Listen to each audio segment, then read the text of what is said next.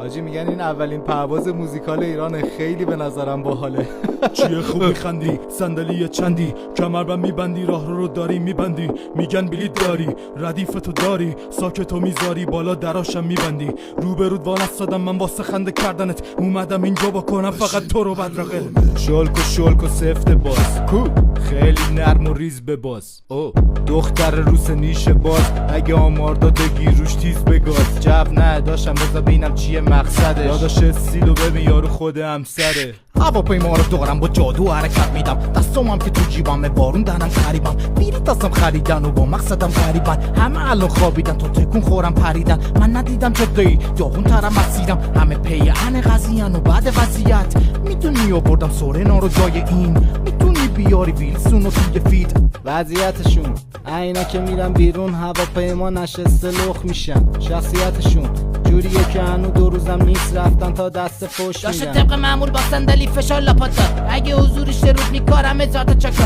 دنی آنتی سیستم ولی میرسه داشت تا پاسا تو یه بکس موتو لوبتی 1000 ماشالله لوبتی 1000 ماشالله داداش میگن بلیط رو از کجا گرفته بودی؟ داداش بلیت لحظه آخری از سایت پته گرفته بودم ولی نمیدونم اینجا چه خبره خیلی داره حال میده که خفه شو